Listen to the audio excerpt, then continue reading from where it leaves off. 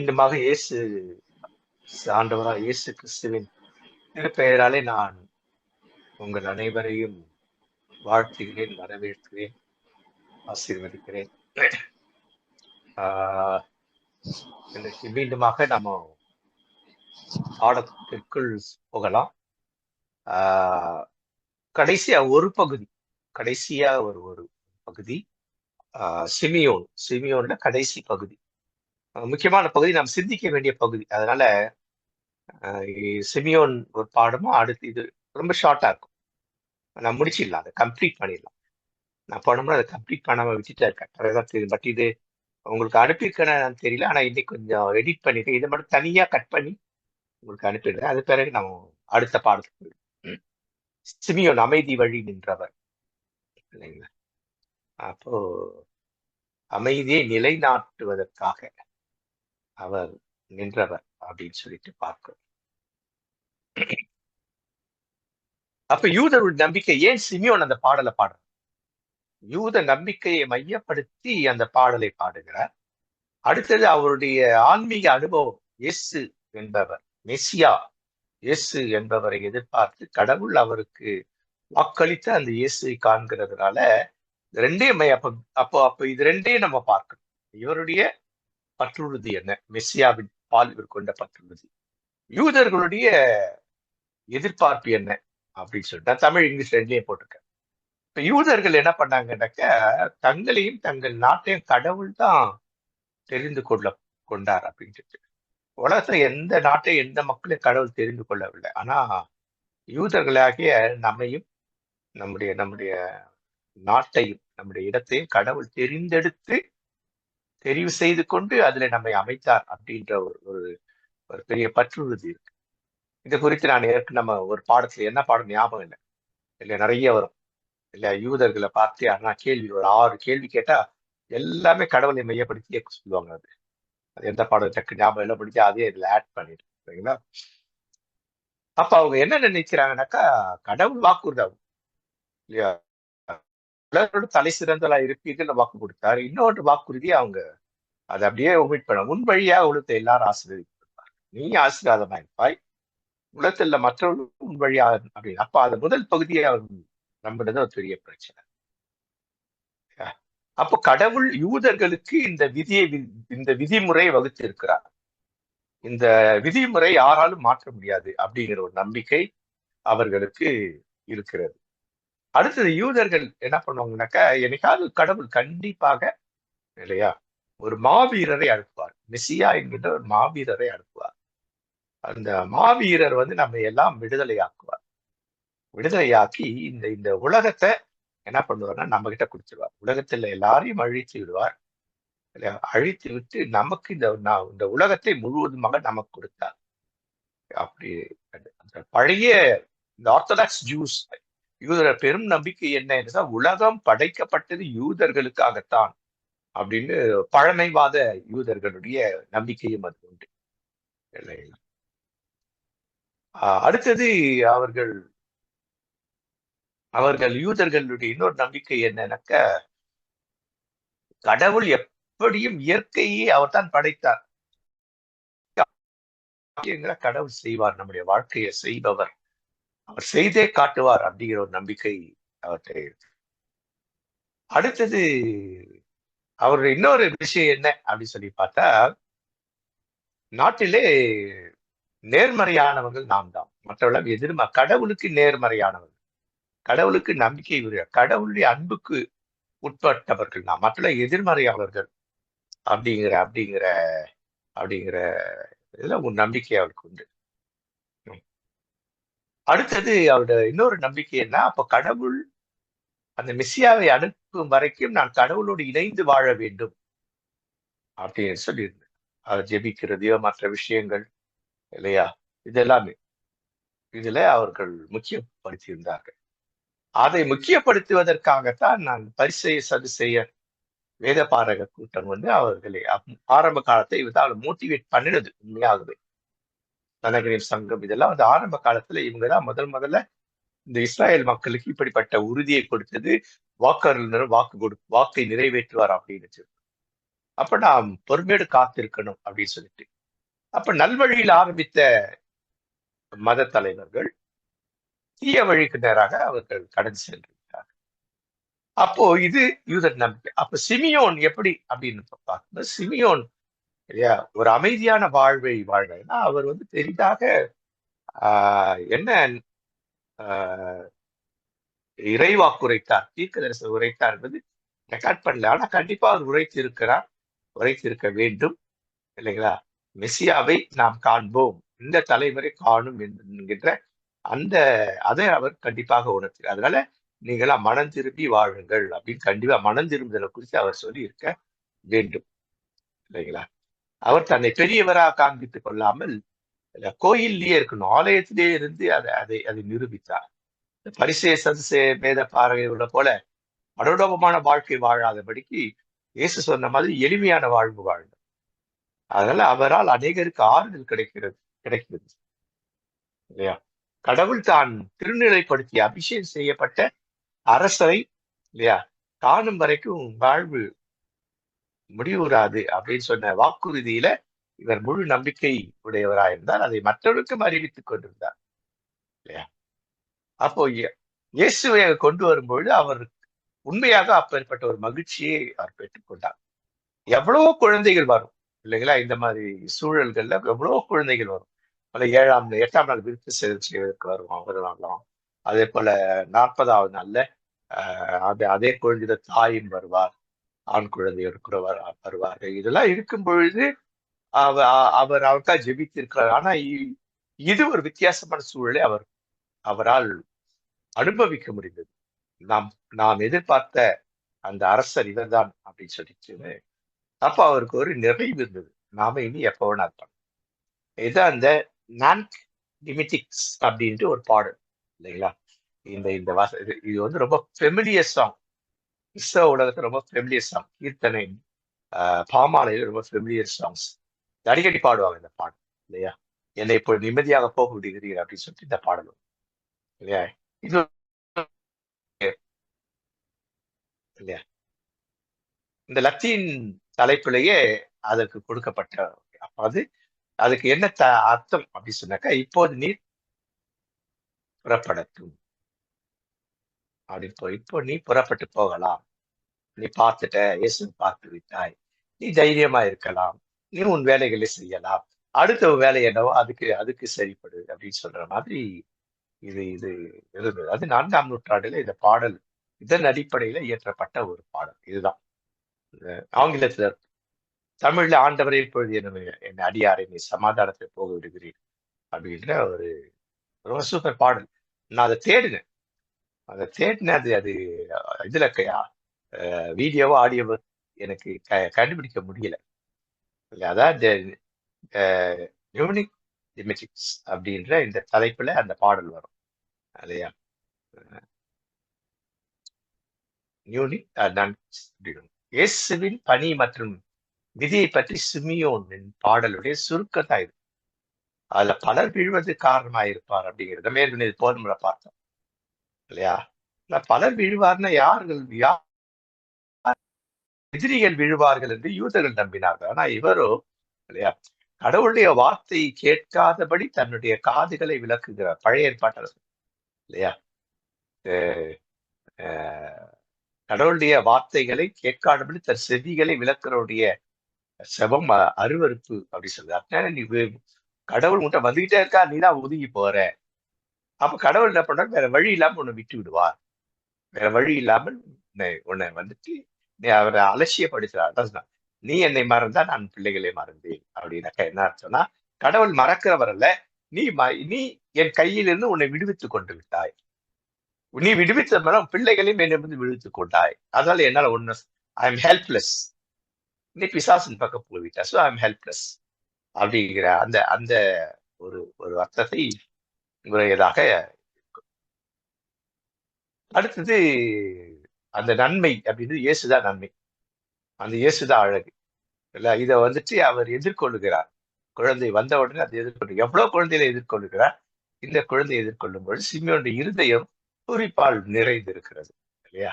கடவுளுடைய அந்த அரசுக்குள் நுழைந்து விட்டதாக ஒரு எண்ணமே அவருக்கு வருது இல்லையா? அடுத்தது இல்லையா? ஆஹ்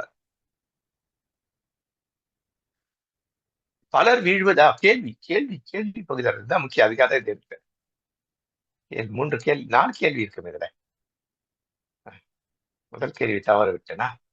will be he will be the cause whereby many will rise அப்படின்னு. அப்போ பலர் எழுவதற்கு காரணமா இருப்பார் என்பது என்ன? இல்லையா? இந்த கேள்விக்கு நம்ம எப்படி விடைக்க? இயேசு கரம் ஒரு மனிதரை என்ன பண்ணுது? பழைய வாழ்க்கை புதிய வாழ்க்கைக்கும் பாவத்திலிருந்து நன்மைக்கும் அவமானத்தின் மகிமைக்கும் உயர்த்துகிறது. அப்போ இதுதான் பலர் உயர்வதற்கு ஒரு தாழ்ந்து விட்டவர்களை உயர்த்துவதற்கு. அப்ப இயேசு எப்படிப்பட்டவர் என்று சொல்லி பார்த்தால், கீழே விழுந்தவனை எடுத்து மேலே விடுவது அல்ல, மேலே விட்டு அவனை தன்னோடு கூட தன்னையும் மேலானவராக மாற்றும். இதான் கிறிஸ்டியன் எத்திக்ஸ். இதுதான் பாவத்தில் இருந்து என்னை மீட்டார் அப்படின்னாக்கா நம்மை பயன்படுத்த அவர்கள் கடவுள் நம்மை பயன்படுத்துகிறார். சேற்றில் விழுந்தவரை எடுத்து தூக்கி எடுத்து அவரை சீர்படுத்தி சிறப்படுத்தி நம்மோடு கூட நடந்து பழக்கி விட்டு நம்மை விட மேலான இடத்துக்கு கொண்டு போகுது இல்லையா? இதுதான் கிறிஸ்டியன் எத்திக்ஸ்ல இது ஒரு எத்திக்ஸ் இல்லையா? அடுத்தது he will meet with opposition. அவர் மிகுந்த எதிர்பார்ப்பை சந்திப்பார். இயேசு கிறிஸ்துவை பொறுத்தவரை நடுநிலைமை இருக்க முடியாது, நடுவாக இருக்க முடியாது. யார் பாதிக்கப்படாது யாரா இருந்தாலும். ஆனா உண்மையிலேயே பாதிக்கப்படுகிறவர்கள் யாருன்னா இந்த தாழ்நிலையில தான் பாதிக்கப்படும். உயர்ந்த நிலையிலும் பாதிக்கப்படுவார்கள். அப்ப யார் பாதிக்கப்படுற அவர்கள் பக்கம் நிற்பார். அப்ப நடுநிலைமை அப்படிங்கிறதே கிடையாது. பாதிக்கப்படுகிறவர்கள் பக்கத்தில் அவர் நிற்கிறார். ஏனென்றால் ஏன் பயன் பாதிப்பு மற்றவர்கள் பாதிப்பு உள்ளாக்கப்படுவதனால அவர்கள் பக்கத்தில் அவர் இருக்கிறார். இந்த பகுதி இதில் முடித்துக் கொள்வோம். அடுத்த பாடத்துக்கு போவோம். இது தனியா உங்களுக்கு நான் அனுப்பிடுறேன். ஸோ நான் இது உங்களுக்கு தனியா, ஏன்னா கொஞ்சம் நீங்க வேகமா எடுத்திருக்கேன், கொஞ்சம் நீங்க சரியா கொஞ்சம் நேரம் எடுத்து படிக்கணும். ஸோ இன்றைய பாடம் புனித அண்ணா, செயின்ட் ஆன், தூய அண்ணாள் அவர்களை குறித்து இன்னைக்கு நாம பார்க்க போகிறோம்.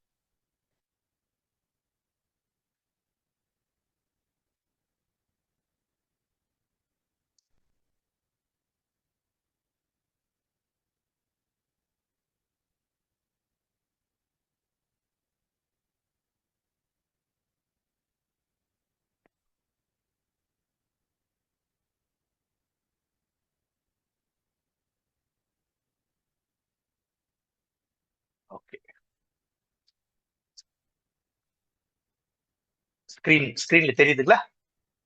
ஓகே, தூய அண்ணா, தி காட் தூய அண்ணாவின் வாழ கடவுளுடைய எண்ணம் என்னன்னா பெற்றுக்கொண்டு மற்றவர் கொடுப்பது. அப்படின்னா என்னன்னா நம்மை கடவுள் பெற்றுக் கொடுக்கிறார். அப்போ கடவுள் நம்மை அவருக்கு உரியவராக மாற்றுகிறார். இயேசு நம்மை அவருக்கு உரியவராக மாற்றுகிறார். மாற்றி நம்மை மற்றவர்களுக்கு கொடுக்கிறார். இதுதான் திருவிருந்து இல்லைங்களா? என்னை நினைவு கூறுபடி செய்கிறதா நம்மை அவர் நமக்காக பாடுபட்டு நம்மை விடுதலையாக்கினார். விடுதலையாக்கப்பட்ட நாம் மற்றவர்களை விடுதலையாக்குவதற்காக கொடுக்கிறார். இதான் நினைவு கூறுங்கள். நான் உங்களுக்கு என்ன செஞ்சேனோ அதை நீங்க மற்ற செஞ்சீங்களா என்பதை நினைவு கூறு. என்னை நினைவு கூறுபடி செய்யுங்கள் இல்லையா? அப்ப கடவுள் பெறுபவர், நம்மை பெற்றுக் கொள்பவர். இயேசு நம்மை சொந்தமாக்கி கொள்ளுகிறார். நம்மை கொண்டு மற்றவர்களை சொந்தமாக்குவதற்கு பயன்படுத்துகிறார். அப்ப இந்த அண்ணா என்றால் பூமியில் அமைதியான இடம், அமைதியான இடம், பூமியில் அமைதியான இடம். இன்னைக்கு நான் அந்த அந்த வீடியோ போட்டது நோக்கமே இந்த அண்ணாவை பேஸ் பண்ணிட்டான். அதை நீங்க ஃபுல்லா பார்த்தீங்கன்னா எவ்வளவு அழகா இருக்கும். இந்த அண்ணா அதுக்கு எவ்வளவு பொருத்தமா இருக்கும்னால்தான் அது எனக்கு திடீர்னு கிடைச்சது. அது திடீர்னு கிடைக்கல. நம்ம குழுல யாரை போட்டாங்க, யார் ஞாபகம் இல்லை. அவர் எண்ல ஆரம்பிக்கும் அந்த ஐயா, அவர் போட்டது இல்லைங்களா? அப்படின்னா என்ன, வயதான காலத்திலும் தாங்கள் செய்ய வேண்டிய கடமைகளை செய்கிறவர். உலகத்தை நம்ம செய்ய வேண்டியது, குடும்பத்தை செய்ய வேண்டியது, சமுதாயத்தை செய்ய வேண்டியது, கடவுளுக்கு செய்ய வேண்டியது. அது ரொம்ப முக்கியம். கடவுளுக்கு செய்ய வேண்டியது. தன் குடும்பத்தை விட்டு இவர் இவர் எப்படி இருக்காருன்னா, கோயிலே இருக்கிறார். அப்ப கோயில்ல இருக்கிறாருன்னா அது நிறைய பிரச்சனைகள்லாம் இருக்கு, அதெல்லாம் பார்க்கணும் இல்லைங்களா? சரி, இதை அப்படி வேகமா ஸ்கிப் பண்ணு. இந்த 6 அடிக்கடி நான் போடுறதுக்கு காரணம் இது வந்து, ஒரு 5-6 டைல்ஸ் திரும்ப திரும்ப போடுறது நோக்கம் என்ன, நாம் இதை இதை மனதில் வைத்துக் கொள்ளணும் அப்படிங்கிறதுக்காக. ஆசேர் குலத்தை சேர்ந்த பாடுவேலின் மகளாகிய அண்ணா என்னும் இறைவாக்குனர் ஒருவர் இருந்தார். நான் இந்த இந்த இந்த இந்த இந்த பின்னணியும் நான் போடல, போட்டேன், சேவ் பண்ண மறந்துட்டேன். ஆசேர் குலம் யாரு, பாடுவேல் யாரு இல்லையா, இது வந்து நீங்க கண்டுபிடிங்க. முடிஞ்சா நீங்க கண்டுபிடிச்சு நீங்க குழுல அனுப்புங்க, குழு போடுங்க. ஆசேர் குலம் யார், யார் ஆசேர், ஆசிரிய முன்னோர் யார் இல்லையா, பாடுவேல் யார், பாடுவேலின் மகளாக இவர் யார் அப்படின்னு, பாடுவேலுக்கு எத்தனை பிள்ளைங்க, இதெல்லாம் நீங்க அவரை குறித்து வசனம் 36ல சொல்லப்பட்டிருக்க வசனம். அப்ப இந்த அண்ணா யாருன்னா, பழைய ஏற்பாட்டுல அண்ணா, இங்கிலீஷ்ல ஹெச் அண்ணா அப்படின்னு சொல்லுவோம். அண்ணா அண்ணா அண்ணா அப்படின்ட்டு இல்லைங்களா? 1 சாமுவேல் 1:20 சூப்பர் பகுதி. இது ரொம்ப ரொம்ப சூப்பரான பகுதி, ஒரு பகுதி. இந்த இந்த இது எனக்கு ரொம்ப பிடிச்ச ஒரு பகுதி, இந்த பகுதி. முக்கியமா சில்ட்ரன்ஸ் சண்டே அப்போ இந்த பகுதி கொஞ்சம் அனுப்பினாங்க. இந்த பெற்றோர் பிள்ளைகள் எப்படி கடவுளுக்கு உகந்தவர்களாக. இன்னைக்கு அப்படி வாழ முடியல. பெற்றோர் ஏன் தன் பிள்ளைகளை கடவுளுக்கு உகந்தபடி வாழ வைக்க முடியவில்லை. நல்லா பாடம் இந்த பாடம் சரிங்களா? அப்ப இவர் யாருன்னா, விசுவாச பெண், பற்றுறுதி இல்லவர், ஜெபத்திலே பற்றுறுதி, விசுவாசம். ஜெபத்திலே டோட்டலா எல்லாத்தையும் கொட்டிட்டு அவர் பாட்டுக்கு அவ்வளவுதான் போயிடுறாரு, அவ்வளவுதான். இது வந்து பிரேயர்ல சூப்பரான ஒரு பகுதி, இந்த பகுதி. இந்த அம்மா நம்ம என்ன பண்ண, திரும்ப திரும்ப ஆண்டவரே ஆண்டவரே ஆண்டவரே தொங்கிக்கிட்டே இல்லாம, ஒன்ஸ் கொட்டினாக தன் இருதயத்தை தண்ணீரை போல் ஊற்றி விட்டவள் இந்த அம்மா தான். புலம்பல் புலம்பல் காட்சி இது வரல, அதுல தன் உங்க பெற்றோர் சொல்லுவது, உங்கள் இருதயத்தை கடவுளுடைய பாதை கடவுளிடத்துல தண்ணீரை போல் ஊற்றி விடுங்கள் அப்படின்னு இருக்கும். அடுத்தது கடவுளை முழுமையா நம்பினவர், கடவுளுக்கு கொடுத்த வாக்குறுதியை நிறைவேற்றுபவர், காப்பாற்று. இதெல்லாம் அப்படியே இந்த தூய அண்ணாக்கிட்ட இருக்கு, அண்ணாக்கிட்டே இருக்கு. அப்போ இந்த அண்ணா யாரும் தெளிவான ஒரு அடையாளம். அப்ப இந்த அண்ணா வந்துட்டு உள்ள அண்ணாவை பத்தி தெரிந்து வைத்திருக்கணும். கண்டிப்பா எல்லாருக்கும் இதெல்லாம் பழையெல்லாம் தெரியும். அதுல தன்னை இணைத்து கொண்டிருக்கணும். இந்த அண்ணாவை போல நான் இருப்பேன் அப்படின்ட்டு. அதுக்கு பேர் கருணை, கணையில தப்பா போட்டேன், கருணை என்று. அப்படின்னா என்ன, ஹன்னா அப்படின்னா அமைதியான இடம், கருணை உள்ள உள்ளம் கொண்டவன், அமைதியான இடத்தில் கருணை உள்ளம் கொண்டவராகிறது. ஒரு கைம்பெற், ஒரு இறைவாக்குதல் தான் இவர்கள் கொடுத்த பின்னணி இல்லையா? அப்ப இந்த பகுதியை பார்த்தோம் அப்படின்னு சொன்னாக்கா, யூதர்களுக்கு அரண்மனை கட்டும் பொழுது யூத பழக்கத்தில் இல்லாதபடி இந்த மாதிரி கடவுளுக்கு பணி செய்யும் வயோதிப பெண்கள் இருப்பதற்குன்னு ஒரு இடத்தை உருவாக்குறாங்க. ஆனா பழைய ஏற்பாட்டுல, பழைய திருக்கோயில்ல அது கிடையாது. பெண்கள் வருவதற்கு இருப்பதற்கு ஒரு இடம் இருக்கும், வழிபடுவதற்கு. ஆனால் அங்கேயே தங்கி இருப்பதற்கு பெண்கள், வயோதிப பெண்கள் இல்லையா, தங்கி இருந்து இறைபணி செய்வதற்குன்னு ஒண்ணு இல்லை. இதான் பின்னணியத்துல இது ஒண்ணு இல்ல, சூழல்ல. இது நமக்கு தெரியும், யூத கலாச்சாரத்துல அது இல்லை. ஆனா அதை அதை கொண்டு வந்தவர் யார் அப்படி சொல்லி பார்த்தா, ஒரு பெண்ணியவாதின்னு கூட நினைக்கலாம். அவ்வளவு கொடூரமான மகா ஏறுவது இல்லைங்களா, ஒரு பெண்ணியவாதியாக இருந்திருக்கிறார். பெண்களுக்கு என்று இல்ல ஒரு இடத்தையே அவர் உருவாக்கி கொடுத்து அந்த அந்த கோயில்ல அவர் வசிப்பு. ஏன்னா தன் வாழ்நாள் முழு கோயிலே இருக்கிறாங்கன்னா என்ன அர்த்தம், போயிட்டு வரவங்க அங்கேயே இருக்கிறாங்க இல்லையா? அப்போ கலாச்சாரத்துக்கு, அப்போ கடவுள் எல்லாரிடம் பேசுகிறவர் இல்லையா, பேசுகிறவர்களா அது நிறைவேற்றுகிறவர்களா, நிறைவேற்றுகள் தொடர்ந்து அது எந்த வகையில கடவுளுக்கு தெரியாம நடக்கிறார் என்பது முக்கியம். அப்ப இவர் என்ன பண்றார், தன்னுடைய அரசியலுக்காக இந்த கோயிலை கட்டுறார். அரசியல் லாபம், தன்னை மக்கள் ஏற்க தான் உயர்ந்த இடத்துல இருக்கணுங்கிறதுக்காக, இல்லையா? அப்ப அவர்கள் தன்னை ஏற்றுக்கொள்ளணும்னு தான் கோயில் கட்டுறாரு. அந்த கோயில்ல இந்த மாதிரி மாற்றங்களை செய்கிறார் என்றால் நம்ம ஏன் எதிர்க்கவில்லை அப்படின்னு சொல்லி பார்த்தா, நமக்கு ஒரு கோயிலே கட்டி கொடுத்தாரு, ஒரு மூலையில ஒரு சின்ன இடம் தானே அப்படின்ற ஒரு பிகம் சாட்டிஸ்ஃபைட், இல்லையா? ஆனா இது ஆர்த்தடாக்ஸ் ஜூஸ்க்கு இது பிடிக்கவே பிடிக்கல, கடைசி வரைக்கும் இது பிடிக்கல. கோயில்ல இது தீட்டுப்படுத்தி விட்டார் அப்படிங்கிற எண்ணம் இருந்துட்டே இருந்தது, இல்லையா? அதனாலதான் இந்த இந்த இந்த இந்த இந்த இவரை எதிர்க்கிற கூட்டங்கள்ல வந்து இது ஒரு முக்கிய காரணம்.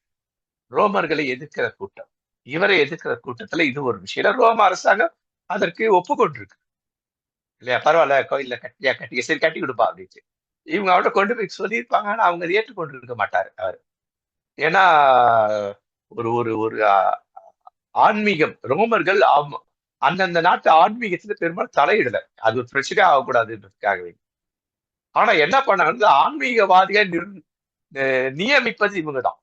ஆசாரியர், பிரதான ஆசாரியர் இவங்கெல்லாம் நியமிக்கிறது யாருன்னா ரோம அரசாங்கம் தான் நியமிக்கும். அப்படின்னா அந்த ஆசாரியர் எப்படி இருப்பாங்க அப்படின்னு சொல்லி பார்த்தாக்கா, இல்லையா, அவருக்கு அரசாங்கத்துக்கு கீழ்ப்படுகிறதா இருப்பார். அரசாங்கத்துக்கு இருப்பார். உதாரணத்துக்கு நம்ம மத்திய பிரதேசம் இருக்கார் இல்லைங்களா, அவங்கள எப்படி இப்படிதான், அந்த மாதிரி. அடுத்தது அண்ணாவுக்கு 84 வயசு கூட, அது 2 விதமான இருக்கு. அவர் 84 வயசு உடையவரா, அல்லது அவர் வந்து அதுக்கு அதிகமான வயசான ரெண்டு நம்பிக்கைகள் இருக்கு, இல்ல? ஒரு 14, 13, 14, 15 இந்த வயசுதான் யூத பெண்கள் கல்யாணம் டீனேஜ் வயசுல கல்யாணம் பண்ணுவாங்க, இல்லையா? அது பிறகு அவர் 7 வருஷம் கடவுள் இருந்திருக்கார். அதன் பிறகு 84 ஆண்டுகளா அப்படின்னா அவர் 105 வயசா, இது வந்து இன்னும் கூட இது இது வந்து 50-50 மாதிரி இருக்கும். ஆனா பெரும்பாலும் நமக்கு பைபிள்ல இருக்கிறதால அந்த மேல இருக்கு 84 வயசு, அவ்வளவுதான். 84 வயசு அந்த இதுலதான் இருக்கு. இது ஒரு கோட்பாடு, நம்ம தெரிஞ்சுக்கிட்டு தான் இதெல்லாம். ஆனா கேள்விகள் கேட்டாக்கா இதுல நம்ம பண்ணணும். இதுக்கான சில ஆதாரங்களும் இருக்கு, இல்ல? சரி, அப்ப அண்ணா எப்படிப்பட்டவர் ஏற்கனவே முதல்ல கொஞ்சம் பார்த்தீங்கன்னா கொஞ்சம் அவர் அவர் விழித்திருக்கும் நேரம் எல்லாம் தவிர, ஏன்னா அண்ணா வந்து அந்த பழைய ஏற்பாட்டு பகுதியை பற்றி பேசிட்டார், இல்லையா? அதுல உபாவம் சொல்லியிருப்பாங்க, இல்லையா? ஆஹ் நீ உட்கார்ந்திருக்கிற போதும், எழுந்திருக்கிற போதும், நடக்கிற போதும், படுத்திருக்கிற போதும் என்னை குறித்து பேசு அப்படின்னு. என்ன, தூங்குற நேரம் தவிர மற்ற நினைத்துக் கொள்ளும்படிக்கு உன் பிள்ளைகள் கற்றுக் கொடு. அந்த 6ஆம் அதிகாரம் 6ஆம் வசனம் நினைக்கிறேன், 6ஆ 11 வசனம், அதை செக் பண்ணிக்கிறேங்க, இல்லைங்களா? அப்போ அவங்க தூங்குற நேரத்துல மற்ற நேரம் கடவுளையே சார்ந்து கொண்டார். இறை வழிபாடு செய்வது, நோன்பு இருத்தல், உபவாசம், நோன்பு இருத்தல், இல்லையா? அப்படின்னா உணவை தவிர்த்தல், உணவை குறைத்தல், அதுதான். அல்லது சாலிடான உணவு இல்லை. நீங்க அந்த அந்த உபவாசம்ன்ற பாடத்தை நீங்க படிச்சீங்கன்னா அதுல போயிடலாம். அப்போ கடவுள் இடத்துல பிரார்த்தித்தல் மற்றவர்களுக்காக. அப்போ வருகின்ற மக்களுக்கு இவர் இவர் இறை பணி. அதனாலதான் அமைதியிடம், கருணை, இந்த அம்மாட்ட வந்து பேசினாலே ஒரு ஒரு ஒரு அமைதி கிடைக்கும் மக்களுக்கு, கஷ்டத்தோட வரும் மக்களுக்கு, இல்லையா? கடவுளை பற்றி இந்த அம்மா சொல்லியிருப்பாங்க, இல்லையா? குழந்தைகளே இவர்கள் ஆசீர்வதிச்சிருப்பாங்க, இல்லையா? அப்போ அங்க என்ன இருக்கு, present him to the Lord அப்படின்னு இருக்கு. கடவுளை என்னப்பா தூய்மை மோசை சட்டப்படி 22 தூய்மை சடங்கை நிறைவேற்றிய வேண்டிய நாள் வந்து 40வது நாள் வந்து அப்ப இவர்கள் அங்க வருகிறார். அப்ப அவர்களை அண்ணா பார்க்கிறார், குழந்தையோடு பார்க்கிறார். இப்ப அவரும் அந்நேரத்தில் அங்கு வந்து கடவுளை புகழ்ந்து எரிசிட்டு மீட்பா காத்திருந்த எல்லோரிடமும் மக்குறதை குறித்து பேசுகிறார். அப்படின்னா என்ன, அங்க வருகிறார். அங்க இவருக்கு முன் சிமியோன் வருகிறார். சிமியோன் பேசுறதெல்லாம் கேட்கிறாங்க. அங்க இருக்கிற ஜனங்களுக்கெல்லாம் இயேசுவை பத்தி சொல்றாங்க. சிமியோனுக்கு மட்டுமல்ல, எனக்கும் கூட இறைவாக்கு கொடுக்கப்பட்டது, இந்த குழந்தை அப்படித்தான் அப்படின்னு சொல்லிட்டு மற்றவர்களுக்கு சொல்லுகிறார். அப்ப அவங்க என்ன பண்ணிருக்காங்க, அண்ணா அங்க வந்தவர் அவர் ரொம்ப ஜாக்கிரதையா இருக்கிறார். சிமியோன் என்னெல்லாம் பேசுறார், தன்னுடைய கடவுள் தனக்கு வாக்குறுதியவர்களும் சிமியோன் பேசியவர்களும் கிட்டத்தட்ட ஒன்றாக இருக்கிறதா, அதுல கவனமா அப்படி கவனிக்கிறான். ஐயா, அவங்க தினந்தோறும் இந்த மாதிரி குழந்தைகளை கொண்டு வரவங்க இருப்பாங்க. 40வது நாள் குழந்தைகளை கொண்டு வரவங்க இருப்பாங்க இல்லையா? அப்படி கொண்டு வர அந்த குழந்தைகளுக்கு இவர் என்ன பண்ணுவாரு? அதை ஆசீர்வதிச்சிருப்பார். பிரதிஷ்டைக்காக, இறை ஒப்படைக்காக வர குழந்தைகள். அப்படி கொண்டு வர பிள்ளைகளையும் இவர் ஆசீர்வதிக்கிறது அவர் செபித்தும் இருக்கிறார். செபித்தும் இருக்க வேண்டும். அப்ப இங்க இயேசு வரும்பொழுது அதையும் இதையெல்லாம் செய்கிறார், கடவுளை புகழ்கிறார். கண்கள் கண்டதுன்னு அவர் சொல்லும்பொழுது நம்ம என்னுடைய கண்களும் கண்டது. இந்த இந்த வயோதிப காலத்துல இல்லையா, அவருடைய கண்கள் மட்டும் இந்த மீட்பை காணவில்லை, நானும் காண்கிறேன் என்று கடவுளை புகழ்கிறார். அப்ப இந்த குழந்தை எப்பேற்பட்டது என்பதை இவர் பக்கபலமாக இருந்து மக்கள் சொல்லிக் கொடுக்கிறார். எப்படி பக்கபலம்? யாருக்கு பக்கபலம்? சிமியோனுக்கு பக்கபலமா இருக்கு. இதான் இன்றைக்கு இறைப்பணியாற்ற இருக்க வேண்டியதுதான். ஒரு இறைப்பணியாளர் இன்னொரு இறைப்பணியாளர் பக்கபலமா இருக்கு. அதுதான் பவுல் சொல்றார் இல்லையா, ஒருவரை ஒரு வாழ்த்துங்கன்றாரு, ஒருவருக்காக ஒருவர் ஜெபம் பண்ணுங்கிறாரு இல்லைங்களா? இப்படியே நீங்கள் கடவுளுடைய நியமங்களை நீங்கள் நிறைவேற்றுங்கள் அப்படின்னு சொல்றாரு இல்லையா? அப்போ அநேகர் மேசியாவை என்ன பண்ணிருப்பாங்க அப்படின்னு சொல்லி பார்த்தாக்கா, கண்டிப்பா பார்த்திருப்பாங்க. ஆஹ் இவர் சொல்லியிருப்பார், ஆரோன் சொல்லியிருப்பார், அல்லது இவங்க சொல்லியிருப்பாங்க, கண்டிப்பாக மேசியாவை இந்த இந்த சமுதாயம் காணும், நேரடியாக காணும்னு சொல்லியிருப்பாங்க. அப்ப மற்றவர்களும் அதை நம்பி அந்த மேசியாவை காத்திருந்தார். பழைய ஏற்பாட்டின் அந்த அந்த அந்த அந்த விழுமியத்தை இவர்கள் இருவருமே என்ன பண்றாங்க, அங்க வர மக்களுக்கு சொல்லிட்டு இருப்பாங்க, ஆறுன்னு சொல்லியிருப்பாங்க. இன்னும் எவ்வளவு காலத்தா கஷ்டப்படுறது, கஷ்டமா இருக்குது எங்களுக்கு அப்படின்னு பொழுது அவர் சொல்ல, மேசியா வருவாங்க, கவலைப்பட வேண்டாம் சொல்லுகிறோம். அப்ப இரவும் பகலும் இந்த வயதான கைம்பெண் கடவுளின் முகத்தை தேடுகிறவரா இருந்தார், இறைவாக்கு தீர்க்க தரிசனம் சொல்லுகிறவரா இருந்தார் இல்லையா? அவள் தப்பா வந்துச்சு, அவர் டைப் பண்ணும்போது இந்த எரர்ஸ்லாம் வருது. கடவுளுக்கு முன்னாடி வாழ்ந்து காட்டுகிறார்.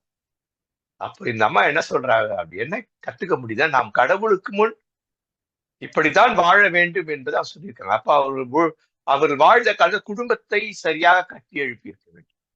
குடும்பம் ஒரு நல்ல சூழலுக்கு வந்த பிறகு முற்றிலுமாக குடும்பத்தை விட்டு இங்கே கடவுளுக்கு இறை பணியாற்றிக் கொண்டு இல்லையா? அதுல நிறைய ரோமன் கேத்தலிக் நன்ஸ் நிறைய ஹென்னான்னு பேர், உங்க பேர் தான் வச்சிருப்பாங்க, அண்ணா அப்படின்னு பேர் வச்சிருப்பாங்க நிறைய பேர். ஏன்னு சொன்னா தங்கள் வாழ்க்கையை கடவுளுக்கு. அப்ப இதுல என்ன சொல்றோம்னாக்கா, அவங்க குடும்பத்தை விட்டுட்டு வந்து ஊழியம் பண்ணணும் அப்படின்னு இல்ல, அவர் கடவுளுக்கு எப்படி உண்மை உள்ளவராய் வாழ்ந்தார் என்பதை போல நாம் வாழணும். அதுதான் முக்கியம். அடுத்தது, யூத சமூகத்துல இன்னொரு பிரச்சனை, கைம்பெண்கள், அது விதவை பிராக்கெட்ல வரணும், விதவை அப்படின்ற வார்த்தை இல்ல, அந்த விதவைன்ற வார்த்தையே எடுக்கணும். அதை செக் பண்ணிடுறேன், அதை கிளீன் பண்ணி ரொம்ப கடினமான ஒரு வாழ்க்கை. ஒரு ஒரு இப்படிப்பட்டவங்களை யாரும் வந்துட்டு சேர்க்க மாட்டாங்க. குழந்தை இல்லாதவர்கள் அவர்களை சேர்க்க மாட்டாங்க. இதை நம்ம ஏற்கனவே எங்க பார்த்தோம்? முதல்ல இதுல பார்த்தோம், எலிசபெத். அதே போல அவருடைய கணவர்.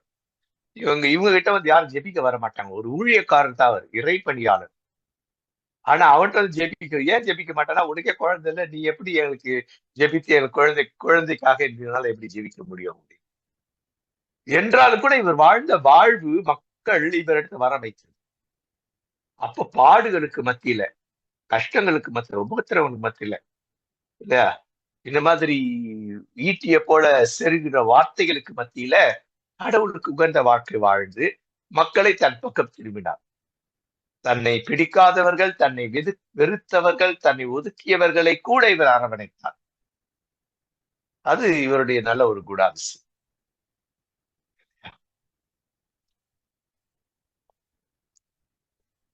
அடுத்தது வந்துட்டு,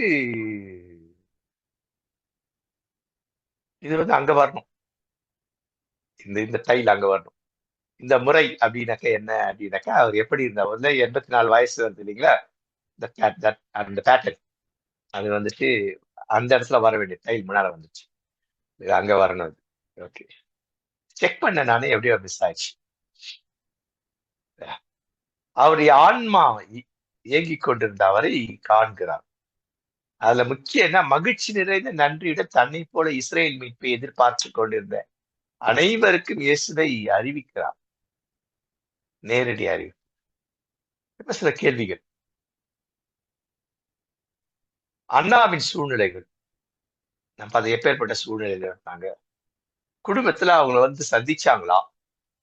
பிள்ளைகளோ, மருமக பிள்ளைகளோ, பேர பிள்ளை வந்து சந்திச்சா, இல்ல அம்போடு விட்டுட்டாங்களா? இல்லையா? அந்த அந்த அந்த அந்த இடத்துல வந்து இவர் வந்து அந்த வயோதிபன் இருக்கிற இடத்துக்கு இவங்க வாழும் பொழுது, இந்த இந்த ஆர்த்தடாக்ஸ் ஜூஸ், பழமைவாத யூதர்கள் இவங்கள பார்த்து எப்படி பற்களை கடித்து இருப்பார்கள்? இவர்கள் எப்படி நடந்து கொண்டு இருப்பார்கள்? இது மாதிரி பல சூழல்களுக்கு மத்தியில நம்ம வாழுறாங்க. இல்லைங்களா? அந்த சூழ்நிலைக்கு மத்தியில அவர் கடவுளுக்காக வாழ்தல். ஜெபத்திலோ, உபவாசத்திலோ இல்லையா? வாழ்ந்த அவருக்கு. இப்ப நீங்க அந்த சூழ்நிலையில தான். நான் அந்த மாதிரி ஒரு ஏதோ ஒரு சூழல். இதே சூழல்ல இந்த மாதிரி பற்கடிப்புகள், வெறுப்புகள், இல்லையா? உனக்கு இந்த இடத்துல தகுதி இல்லாத நீ ஏன் உட்கார்ந்துட்டு இருக்கிற? இல்லையா? இந்த மாதிரிலாம் இருக்கிற சூழ்நிலையில, இல்லையா? நம்முடைய பங்களிப்பு என்னவாக இருக்கும்? உங்களுடைய என்னுடைய பங்களிப்பு. என்ன விதமா? தமிழ்ல நான் கொஞ்சம் மொழிபெயர்த்திருக்கிறேன். நான் சிறந்த மொழிபெயர்ப்பாளர் அல்ல. ஆங்கிலத்துல சோ சிறப்பாக ஓரளவுக்கு மொழிபெயர்ப்பு இருந்தது. ஆங்கிலம் இருந்திருக்கும். இது ஒரு கேள்வி. அடுத்த கேள்வி. மரியா, யோசேப்பு அண்ணாவை சந்திக்க கடவுள் இவங்கள சந்திக்க ஏன் ஏற்பாடு செய்தார்? ஒருத்தர சந்திக்க ஏற்பாடு செய்தார். ஒரு இறைவாக்கினர இல்லையா? இன்னொரு இறைவாக்க சந்திக்க கடவுள் ஏன் ஏற்பாடு செய்தார்? அத கொஞ்சம் யோசிங்க. ஏன் கடவுள்? ஒருத்தர் போறாதா? இவரே ஏன் கடவுள் வந்துட்டு ஆ குழந்தை இயேசுவை பெற்றோர் சந்திக்க இந்த அம்மாவை ஏன் அந்த இடத்துல பயன்படுத்தினார்? அது ஒரு கேள்வி. 3வது நம்முடைய வாழ்க்கையில நமக்காக ஜெபிக்க கடவுள் யாரையாவது இல்லையா? நமக்கு அளித்துள்ளாரா? கொடுத்துள்ளாரா? அனுப்பியுள்ளாரா? நம்முடைய சூழல்கள்ல, பலவித சூழல்கள்ல, எந்த சூழலாக அப்படி வந்த இடத்துல நம்முடைய கோரிக்கைகள் என்ன? பிரார்த்தனை, நம்முடைய ஜெபம் என்ன? அத நம்ம எப்படி சொல்லியிருப்போம்? அத ஒரு மெச்சூர்டா சொல்லியிருப்போமா? இயலாமைய பார்த்து சொல்லியிருப்போமா? இல்ல அழுத கண் இந்த மாரி நெறைய இருக்கு. ஏன்னா ஜெபம்ன்ற பாடத்த படிச்சுட்டீங்கன்னா, டக்குனு இங்க வந்துரும் இது உங்களுக்கு எப்படி இருக்கு இல்லைங்களா? படிக்காம இப்ப இப்படி யோசிங்க, அப்புறம் அத போய் படிங்க. அடுத்த கேள்வி.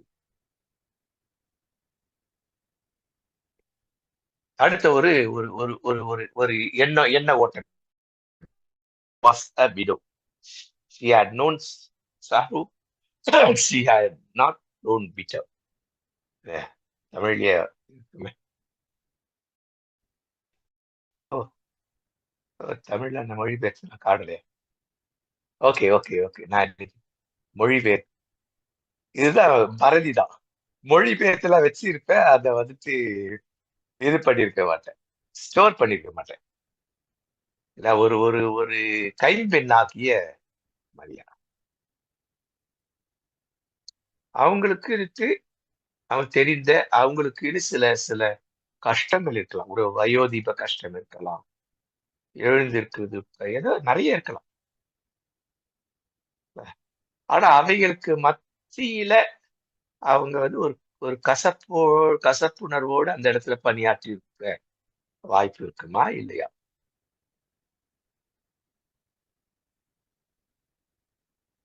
இல்லையா? அந்த மாரி சூழல்ல கடவுளே இவ்வளோ காலம் இது வரைக்கும் வரல. இயேசு சீக்கிரம் எடுத்துக்க முடியல. அப்படி எதனா சொல்லியிருப்பாங்களா? இல்லையா?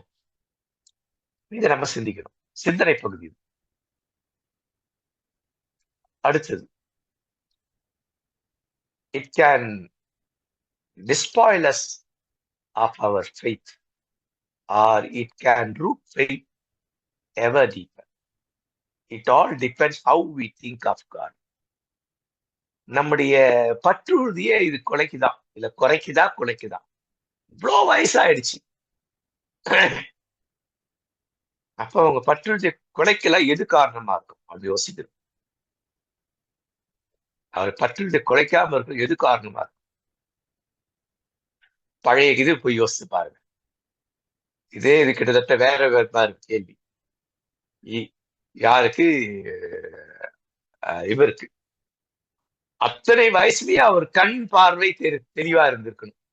அப்ப உறுதிப்பட்டிருப்பார். அப்ப இந்த அம்மாவுக்கு கண் பார்வை கண்டிப்பாக அது தெளிவா இருந்ததால அவங்க கண்டிப்பா எப்படி இருக்க அப்படி பற்றுறுதிய குறைபட்டல இருப்பதற்கு வாய்ப்பு இருந்தாலும் அதை திரும்ப அதை ரீசெட் பண்ணியிருப்பாங்க. ரீசெட்டிங். அதுதான் நாம் தவறு செய்து விட்டால் தூய ஆவியாற்றுல போயிட்டு மன்னிப்பு கேட்டு ரீசெட் பண்றோம்ல. இல்லையா? அப்ப கடவுளை அவர்கள் எப்படி நினைவு கொண்டிருப்பார்கள்? 84 வயது, அதற்கு மேற்பட்ட வயதுடையவர். அவள் எதிர்காலத்தை குறித்து அவள் நிலை என்ன? அந்த வயது, அவருடைய உடல், ஆத்ம பலம், அவருடைய வாழ்வு, இல்லையா? அது பாசிட்டிவ் நெகட்டிவ் அந்த ஆங்கிள் அதை கொஞ்சம் நம்ம சிந்திக்க வேண்டியிருக்கு. அடுத்த சிந்தனை, இந்த சிந்தனை நம்ம கொண்டு வந்து சேர்க்குது. நம்ம எப்படி கடவுளை நினைவு? இந்த மாதிரி பிரச்சனைகளுக்கு மத்தியில ஒரு பாட்டு ஒண்ணு உண்டு, டு நாட் டிஸ்பேர். ஒரு சண்டே ஸ்கூல், கீப் பிரைசிங் த லார்ட் அப்படின்னு ஒரு பாட்டு. முதல் வரி ஞாபகம், அடுத்த வரி நான் புனிதா சிஸ்டர் போட்டா போடுவாங்க அந்த பாட்டை, இல்லையா? கீப் பிரைசிங் த லார்ட் அப்படின்னு வரும். அதுல வர அந்த பாட்டு டு நாட் டிஸ்பேர் அப்படின்ட்டு அந்த பாட்டு வரும். அப்ப நம்ம எப்படி இருக்கிறோம் இந்த சூழல்களுக்கு மத்தியில? அடுத்த ஒரு சிந்தனை, she never ceased to worship. கடவுளை வழிபடுகின்ற விஷயம், கடவுளை வழிபடுவது என்பது அவருக்கு ஒரு முக்கியமான ஒன்று, இல்லையா? கடவுளோடு கூட இருப்பதுதான் எனக்கு ஒரு பெரிய ஆசை அப்படிங்கிற எண்ணம். அப்படின்னா கடவுளோடு இருக்கிற, கடவுள் சொல்வதை செய்வதுதான் கடவுள் இருக்கு. நீ என்னை பின்பற்ற வேண்டும் என்றால் உனக்கு உண்டானது எல்லாவற்றையும் விற்று விற்று ஏழைகளுக்கு கொடுத்து என்னை பின்பற்றி வா. இதுதான் கடவுளோடு இருக்கு.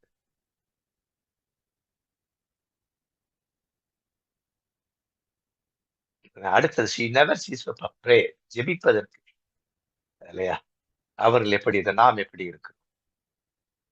சோ இன்னைக்கு நம்ம ஒரு 1/4 மணி நேரம் முன்னாடியே முடித்து விட்டோம் என்று நம்புகிறேன். சோ ஒரு நல்ல ஒரு ஒரு பகுதி, இந்த பகுதி நம்மை நல்லா சீர்தூக்கி பார்க்க வேண்டிய ஒரு பகுதி.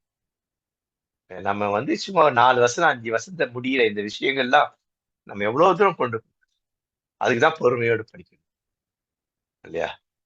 அப்ப நீங்க நல்லா பொறுமையோடு படிப்பதற்கு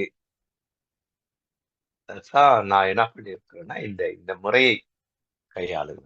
அருள் திரு பால் பிரகாசம் அண்ட் மைசெல்ஃப், இந்த இதுல கொண்டு போறது நோக்கமே என்ன? முதல்ல இனி நம்ம டிசைபிள்ஷிப் கொண்டு போனா இதுதான் முறை, இல்லையா? நற்செய்தி புத்தகத்துல இயேசுவை குறித்த ஒரு ஒரு ஒரு விஷயம் 3 பகுதிகளா பிரிச்சு, இயேசு பிறப்பை குறித்த ஒரு ஒரு ஒரு ஃபேஸ், அந்த ஃபேஸ்ல பிறக்க பின் அது ஒரு ஃபேஸ். அதன் பிறகு அவருடைய இறைப்பணி, அதன் பிறகு இறைப்பணி, அந்த இறைப்பணி சீடர்களை உருவாக்கும், அவருடைய பாடு மரணம், பிறகு அவர் உயிர்ப்பு, பரிந்துரைத்து அளித்து எப்படி கிறிஸ்தவர்கள் வாழ்ந்தார்கள் அப்படின்ற இதுதான் நற்செய்தி சுத்தக்கூடிய பகுதி. ஓகே, சோ நான் இதோட முடிக்கிறேன். இதை நான் கொஞ்சம் அப்டேட் பண்றேன். சில தவறுகள் இருக்கு. நான் இந்த டிரான்ஸ்லேட் பண்ணுனேன். சேவ் பண்ண மறந்துட்டேன். பாருங்க இதெல்லாம் எம்ப்டியா இருக்கு இல்லைங்களா? பக்கத்துல எம்ப்டியா இருக்கிறதெல்லாம் என்ன அப்படின்னாக்கா, நானு சேவ் பண்ண பண்ணிட்டேன். சேவ் பண்ண மறந்துட்டேன். இந்த மறதி தான் எனக்கு இருக்கிற பிரச்சனை.